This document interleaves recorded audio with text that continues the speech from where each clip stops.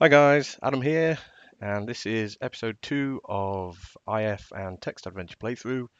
And today we're going to be looking at Napier's Cache. Napier's Cache is by Vivienne Dunstan, which was one of the entrants into this year's intro comp. Vivienne also is co-admin of the IF and Text Adventure UK group, um, along with myself. So just looking forward to having a good play on this. I should point out I have played this one before, so this is my first. Isn't my first playthrough, I should say, but it was a while back, so I'm a little bit rusty, and yeah, we'll give it a go. But I think this is a darn good game, so let's give it a bit of a playthrough. And I recommend that you do look it up, and also you look up Vivian. Okay, so Scotland, 1594. The sea spray blasts your face as you stand on the exposed cliff top, looking towards Fast Castle on the outcrop ahead. Your master stands beside you, leaning heavily on his stick, seemingly deep in thought. Little wonder, given what faces him in there. What a hellish place. You pause to remember what Napier told you about the reasons for this visit. Press space to continue. So this is a real sort of classic text adventure game from back in the day, and it's great. So Napier's Cache, interactive Scottish historical adventure by Vivienne Dunstan. Looks like Vivienne's done it in Inform 7. Um, so workshop. This room in Napier's home, Gartner's Castle, is where he spends most of his waking hours, working on numerous projects and conducting strange experiments. Beside one wall, a desk and a chair sit, the desk covered with papers lying haphazardly on the surface, though somehow Napier always finds what he's looking for. A cupboard provides storage, and on the floor a rich rug provides warmth, one of the few signs of conventional comfort. A small window is the only source of natural light, though your master usually works late at night, burning many a candle. Through a stone archway, a staircase leads down to the floors below, and a ladder is propped up near one wall, leading to an opening in the ceiling. You can see a handwritten note here. So we've got a good chunk of information there. So what we're going to have a little look. Now I think the obvious thing is we're going to read the note. Here we go. Now this is something that I wanted to mention. I like it. See, the note was on the desk there, and um, I typed read note. Now in some games it would say you're not holding the note. But what I like about this, and this is how when I'm trying to create a game, I tend to do this, is I tend to assume a little bit of intelligence. So basically, if you're saying read note, yeah, it's fairly obvious that there's only one note in this room. It's fairly obvious that you're gonna pick that note up. So just to go, you're not holding the note, seems a little bit pedantic, and I tend to like that approach, even if you've got, to be honest, even if you've got open a door, kind of, or go through door, it's kind of the door is closed. Well, yeah, but surely you'd open it, and just little things like that. It's completely splits opinion. Some people much prefer it, if you actually type, you know, open door, unlock door, open, etc. Anyway, I digress. I'm going away from the game. So, renote, written in your master's barely legible handwriting. This is a list of the items he needs you to find to take on the trip to Berwickshire. They are his grimoire, a crystal ball, a wooden chest, alchemical supplies, and his familiar. Now, I must confess, I'm not too sure what a grimoire is. I'm guessing it's a book. And what is a familiar? I don't know, but I guess I'm going to find out. So we have a note. We have a note on the table. Now I do recall from my previous playthrough that you tend to put most of the objects on the table. Um, let's just examine the window. Gazing through the window, you see the Stirlingshire countryside outside and wish you were out there, not stuck in here. But then you notice something on the window sill, a curious shape. You approach and realize that it's a glass globe, your master's crystal ball. So if we put examine globe, about 6 inches in diameter, this heavy globe is your master's crystal ball. You eye it nervously. Take globe. You pick up the crystal ball carefully, reminded again of its surprising weight and its unnerving power to pull your gaze within. Your master uses it to divine and scry for information. You do not understand how it works. It must be some strange power. You shudder and put the object carefully on the desk, ready for the journey to Fast Castle. Perhaps he will find it useful there, in the hunt for the castle's hidden treasure. Okay, and I think we're done with the window, but I'm just going to have another look. Oh, when I can actually type X window and not W window. You stare again at the wonderful view out of the window on the surrounding Stirlingshire countryside. Excellent. I think we also had, and you might remember this from last time, I love to type look. I've got the memory of a sieve, and I must type look about 30 times, totally unnecessarily in each game. But the thing is, I just can't remember these things, and I am playing with no notepad and pen, um, and somebody who's quite well known in the IF community, a guy called David Wellborn, suggested actually that I have a map and that I have a pen and paper and do that type of stuff, and maybe get the map on the screen. David, if you're listening and watching, I take that on board. I'm not doing it now. I've completely failed to listen to your good sage advice, and as such, I'm going to type the word look about 35 times.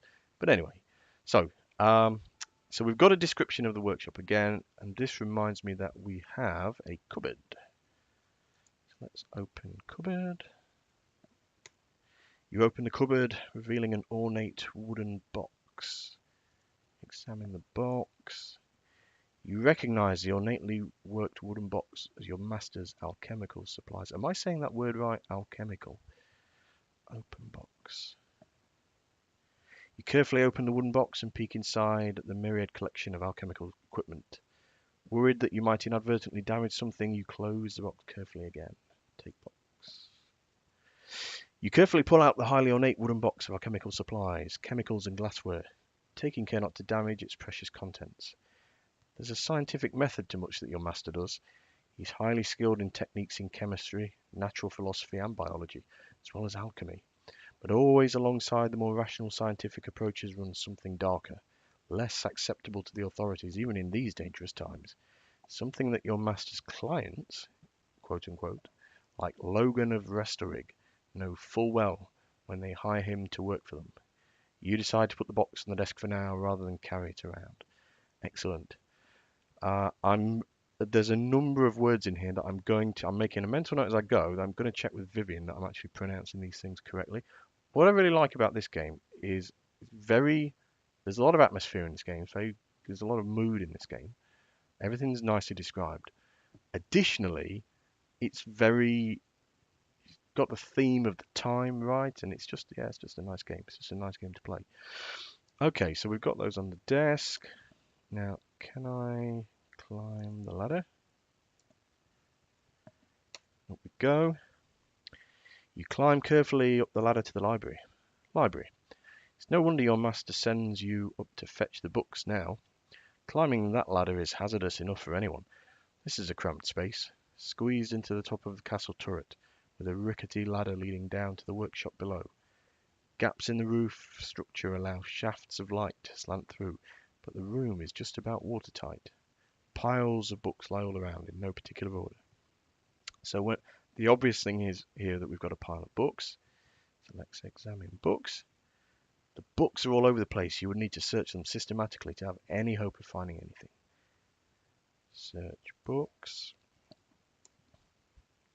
You search thoroughly through the books and after ages are about to give up. Then you spot something important poking out from one pile.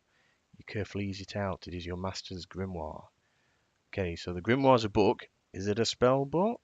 Grimoire.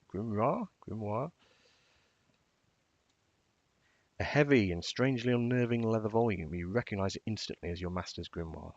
As always, you feel the temptation to open it and read inside. But no, some things are too dangerous for you to read. Okay, take. Oh, hello. Right. You reach over for the grimoire, struck again by its weight and heft. It is just one of the many books that Napier uses to research solutions to problems, but it's by far his most precious, containing notes and spells collected over many years. It is a large leather-bound volume with a black cover and his family crest on the front. The pages inside are fragile and bear the signs of much use. All are covered with his rapid handwriting, as well as writing in other hands that you do not recognize. Interesting. Okay, so more than him. So I'm guessing that's obviously been passed down from father to son, perhaps. So I wonder if that'll come to be of some relevance later in the game. You do not think the volume contains much information about Robert Logan of Restorrig, who invited your master to Berwickshire on the latest quest. But there may be some notes about Logan's ancestry and his connections with various noble and royal families. However, the grimoire will certainly contain other information that may help on the spot there. Okay, let's go down. Let's put grimoire on table. Super duper. Right. Once again, I have to type look because I again have the memory of a sieve. And okay, so through a stone archway, a staircase leads down. Let's go down the stairs. Bedroom. Napier's bedroom is a large room, largely empty beyond the modest bed in the middle of the room. Clearly little used. Certainly no more than necessary. Through a stone arch, the staircase of the tower runs up and down. Let's examine the bed. The bed is comfortable but little used. You remember that Napier sometimes stores things underneath it. Nice hint, thank you. Underneath bed. You can't see any such thing. Let's look under bed. You kneel down and look under the bed. Yes, there is something there. You reach in and drag something out. It is a chest. Examining chest. About 3 foot wide by 2 foot deep and another 2 foot tall. The wooden chest is relatively compact and eminently suitable for travelling purposes. Open chest. You pull the chest towards you and throw it open. The smell of old wood and something else that you can't quite put your finger on assails you. This is the chest that Napier always takes on journeys and research trips to store his equipment. Though of course it's you, the assistant, who has to carry it about. You know that where you are going, Fastcastle is remote and isolated, lashed by the waves and balanced precariously over the North Sea. You will have to make sure that Napier has all that he might need there. The chest will be put to good use. You close the chest for now, relieved to have found it, ready for the latest journey. It's heavy, so you leave it on the floor. At least you know where it is. Excellent. Okay, so we are getting there. Also, through a stone archway, up and down. Okay. Down, servants' area. This simple unfurnished space leads from Tower Napier. Start that one again, Adam. This simple unfurnished space leads from the tower Napier appropriated for his own use, through the servant rooms to the more comfortable sections intended for the family. Steps lead back up to Napier's rooms, and an arched doorway leads east to the rest of the castle. You can see a maid and a large blackbird here. Now, I think this bird gives you a little bit of trouble. So let's... can I talk to the maid? Oh, the maid looks at you blankly. Bit harsh. Suddenly, the bird flies at the maid. The girl screams, runs around the room, desperately trying to fight it off. She waves her hands frantically. Help me, she cries. I can't remember whether you have to catch the bird. Okay, obviously we don't catch it. Chase bird. Take bird. You wave your arms helplessly at the bird, but it refuses to pay you any attention. Perhaps if you had something to lure it over. Now, I'm going to cheat a little bit here and say that what I did last time was I tried giving the bird items, I tried capturing the bird, putting the bird in the chest, tried all sorts of things. And ultimately, it's quite canny because what you actually do is have to talk to the bird and then you get a little bit of a clue. The bird ignores you, maybe try shouting at it. Shout at bird. The bird looks at you for a moment before turning away. Perhaps try again. Shout at bird. Haha! The bird turns suddenly to look at you before flying over. It seems willing to go with you, perhaps realizing that its master needs it to do this. You shudder as it approaches, reminded how much you despise it. Undoubtedly the truest physical representation of your master's dark arts, this jet black bird strikes terror to all others who see it. Servants and neighbours mutter darkly of it, and even the local parish minister has preached against it, none too subtly in the kirk pulpit. Yet your master seems to find it helpful, even if all others loathe it. Just as you locate the last item on the list, Napier appears, a flurry of black cloak and long beard. Ah, you have found everything we need. Good. We must leave soon for Fastcastle. Whether we will find the treasure Logan seeks, I am not so sure. Certainly hope so. The reward will be great. And there we go. So, great game. Give it a go. It was entered into intro comp, and essentially, I know that Vivienne's working on it to complete it, and I'm certainly looking forward to playing it a little bit more. So, thank you to Vivienne. Thank you to everyone for listening, and I shall talk to you again in episode 3. Many thanks.